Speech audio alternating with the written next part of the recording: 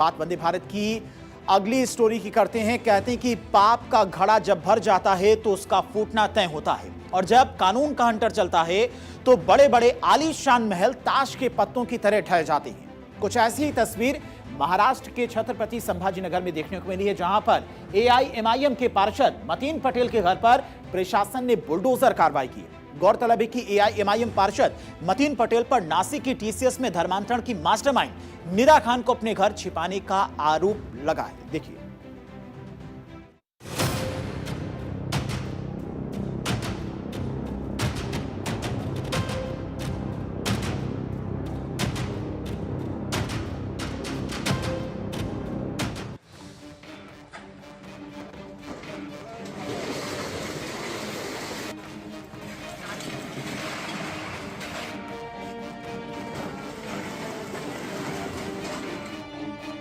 कर्जा हुआ बुलडोजर,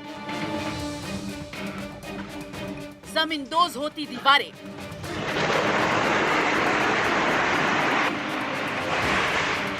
और मिट्टी में मिलता आलीशान ठिकाना। मलबे का ढेर बना ये मकान गवाह है इस बात का कि गुनहगारों की मदद करने वालों का अंजाम क्या होता है। ये वही मकान है जिसमें नासिक टीसीएस धर्मांतरण कांड की मास्टरमाइंड निदा खान छिपी थी। एआईएमआईएम के पार्षद मतीन पटेल ने सोचा भी नहीं था कि जिस निदा खान को वो अपने घर में वीआईपी ट्रीटमेंट देकर छुपा रहा है, वही निदा खान एक दिन उसके इस साम्राज्य के ढहने की वजह बनेगी। टीसीएस धर्मांतरण मामले के मुख्य आरोपी निदा खान को पनाह देने वाले एआईएमआईएम के पार्षद मतीन पटेल के घर और दफ्तर पर सरकारी बुलडोजर चलाया गया। इस दरमियान भारी संख्या में पुलिस बंदोबस्त लगाकर जब कार्रवाई शुरू हुई तो तमाम लोगों ने सरकारी अधिकारियों का जमकर स्वागत सत्कार भी किया। दरअसल मतीन पटेल एआईएमआईएम के पार्षद हैं, जिन्होंने टीसीएस धर्मांतरण मामले की मुख्य आरोपी निदा खान को कई दिनों तक पनाह दिया था। इस दरमियान जब जांच एजेंसियों ने उनसे पूछताछ की तब उन्होंने झूठा बयान दिया था, जिसके आधार पर लोकल नगर निगम की तरफ से उनके घर और दफ्तर की जांच की गई। जांच में यह सामने आया कि मतीन पटेल द्वारा बनाए गए ऑफिस और दफ्तर अवैध तरीके से निर्माण किया गया है। दरअसल इस निर्माण को आज नगर निगम द्वारा पूरी तरह से ध्वस्त कर दिया गया। मतीन पटेल को भी हिरासत में लिया गया और पूछताछ की गई। पुलिस की नजरों से छुपकर निदा खान इस बंगले में करीब 20 से 40 दिनों तक ऐश काट रही थी। लेकिन जैसे ही पुलिस की स्पेशल इन्वेस्टिगेशन टीम यानी एसआईटी ने इस पनाहगाह का पर्दाफाश किया, नगर निगम का बुलडोजर एआईएमआईएम के पार्षद अब्दुल मतीन पटेल के दरवाजे पर मुस्तैद हो गया। अवैध निर्माण के नाम पर सिर्फ घर ही नहीं बल्कि दफ्तर को भी मलबे के ढेर में तब्दील कर दिया गया। 7 मई को पुलिस ने धर्मांतरण कांड की मास्टरमाइंड निदा खान को छत्रपति संभाजीनगर से गिरफ्तार किया था।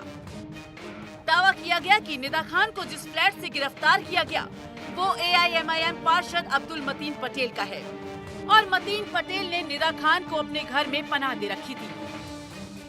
इसके बाद छत्रपति संभाजीनगर नगर निगम ने 9 मई को शहर में अवैध निर्माण को लेकर एआईएमआईएम पार्षद मतीन पटेल को नोटिस जारी कर दिया था और 72 घंटे में जवाब मांगा था। 13 मई को सुबह से ही इलाके में भारी संख्या में पुलिस बल तैनात किया गया था ताकि किसी तरह की अप्रिय स्थिति न बने।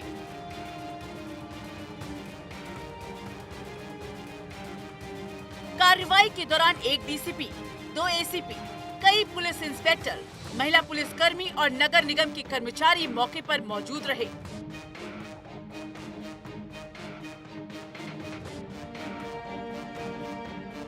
अभी तो सिर्फ घर पे बुलडोजर चला है, लेकिन जिस प्रकार का पाप और देशद्रोही जो एक्टिविटीज मतीन पटेल ने, निदा खान ने की है, उसको तो हिंदुस्तान कभी क्षमा नहीं करेगा। अनेक लड़कियों की जिंदगी बर्बाद करना, क्या एमआईएम के लोग अपने आप को समझते हैं अनधिकृत है कि नहीं? अनधिकृत है तो कल नहीं तोड़ा तो आज तोड़ेंगे, आज नहीं टूटा तो कल तो टूटने ही वाला है। सिर्फ मतीन का नहीं, उसमें जो भी हो गए उन सब के ऊपर कार्रवाई होगी। मैं स्वयं कल संभाजी नगर जा रहा हूं। बताया जा रहा है कि नासिक टीसीएस धर्मांतरण मामले की मास्टरमाइंड को जिस फ्लैट में पनाह दी गई है, वो फ्लैट प्रमुख असदुद्दीन ओवैसी की पार्टी AIMIM के पार्षद का है। छत्रपति संभाजी नगर में AIMIM के पार्षद मतीन पटेल के घर निदा खान छिपी थी। मतीन पटेल के फ्लैट में निदा खान काफी दिनों से रह रही थी। ये कहानी सिर्फ बुलडोजर चलने की नहीं है, ये कहानी उस खौफनाक साजिश की है जिस निदा खान ने टीसीएस के भीतर भोले भाले लोगों के माथे तिलक हटाकर उनको टोली और तस्बीह दी। उस निदा खान को AIMIM पार्षद ने अपने घर में छिपा रखा था। धर्मांतरण की मास्टरमाइंड निदा खान पर आरोप है कि हिंदू लड़कियों को ब्रेन वॉश करती थी। कोर्ट में सुनवाई के दौरान SIT प्रमुख संदीप मिटके और सरकारी पक्ष ने कोर्ट के सामने आरोपी निदा खान को लेकर कई गंभीर तथ्य रखे थे। निदा खान और अन्य आरोपियों ने पीड़िता को धर्म परिवर्तन के लिए बहकाया। आरोप है कि पीड़िता को हिजाब दिया गया, पैगंबर मोहम्मद का पवित्र जीवन जैसी धार्मिक किताबें दी। निदा खान ने पीड़िता के मोबाइल में इस्लाम से जुड़े ऐप इंस्टॉल किए। पीड़िता को YouTube, Instagram लिंक और रील्स भेजी जाती थी। पीड़िता को धार्मिक शिक्षा दी जा रही थी। निदा खान समय समय पर पीड़िता को अपने घर ले जाती थी। पीड़िता को नमाज पढ़ने और हिजाब पहनने की ट्रेनिंग देती थी निदा। पीड़िता का नाम बदलकर हनीफा रखा गया, जिसे कन्वर्जन प्रोसेस का हिस्सा बताया गया है। धर्मांतरण की फैक्ट्री कहे जाने वाले टीसीएस का दफ्तर किसी डरावने हॉरर हाउस में बदल गया था, जहां यौन उत्पीड़न ही नहीं बल्कि लव जिहाद और जबरन धर्म परिवर्तन के गंभीर आरोप लगे हैं। एक महिला कर्मचारी की बहादुरी ने रजा मेमन और उसकी पूरी मंडली के उस काले खेल का पर्दाफाश किया है। पीड़ित महिला कर्मचारी ने अपनी शिकायत में जो बताया वो रूह कपा देने वाला है। इस मामले में चौथे सर्वाइवर का भी स्टेटमेंट सामने आया है। 24 जून 2025 को मुझे 3 महीने के ट्रेनिंग प्रोग्राम में शामिल किया गया। रजा मेमन का मेरी ट्रेनिंग से कोई लेना देना नहीं था, फिर भी वो मेरे पास आकर पर्सनल लाइफ के बारे में पूछते थे। रजा मेमन अक्सर ट्रेनिंग के बहाने अकेला पाकर मेरे पास आता और बेहद निजी सवाल पूछता था। मैं पूछता था, तुम्हारी शादी को 1 महीना हो गया है, तुम रात में क्या करती हो? वह यही नहीं रुका, वह उससे पूछता कि उसका पति कहाँ है और वह अकेले कैसे रहती है। रजा के साथ ही आसिफ और निदा जैसे अन्य आरोपी भी मुझ पर अश्लील कमेंट करते थे। रजा मेरा पीछा करता था, बिना मेरी मर्जी के मुझे छूने की कोशिश करता था। मैंने मैनेजरों से रजा की शिकायत करनी चाहिए, लेकिन मुझे यही सलाह मिली, हमेशा ग्रुप में रहना और अकेले रहने से बचना। इससे पहले मुंबई नाका पुलिस स्टेशन पर दर्ज पीड़िता की शिकायत के मुताबिक जनवरी से दिसंबर 2025 तक ऑफिस में उसका यौन उत्पीड़न हुआ।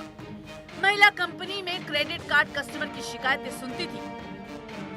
पीड़िता के मुताबिक तौसीफ अत्तार अपने धर्म को ऊंचा दिखाता और हिंदू धर्म को नीचा। वह कहता कि सच्चा ईश्वर वही है जो अदृश्य है। दिसंबर 2025 की बात है, मैं लंच के बाद छाछ पी रही थी। तभी तौसीफ आया और पूछा, क्या पी रही हो? मैंने कहा, छाछ पी रही हूँ। उसने अश्लील इशारे किए। तीसरी पीड़िता के मुताबिक उसके सीनियर्स भगवान को लेकर विवादित टिप्पणी करते थे और उस पर अश्लील कमेंट करते थे। मैं दिसंबर 2024 में ऑफिस में थी। तब शफी शेख काम के बहाने पास आकर बैठ गया और जानबूझकर अश्लील हरकतें करने लगा। फरवरी 2026 में तौसीफ ने मेरे धर्म को नीचा दिखाने की कोशिश की और उसने भगवान को लेकर विवादित टिप्पणी की। धर्मांतरण की मास्टरमाइंड निदा खान को पनाह देने वाले AIMIM पार्षद अब्दुल मतीन का घर मिट्टी में मिला दिया गया। आरोपी निदा खान गिरफ्तार है। ऐसे में उम्मीद है कि निदा खान से पूछताछ में कई अहम खुलासे हो सकते हैं, जिसके बाद उन दर्जनों पीड़ितों को इंसाफ मिलेगा जिन्होंने बंद कमरों में घुट-घुट कर अपना धर्म और आत्मसम्मान दांव पर लगाया था। Bureau report, Bharat 24।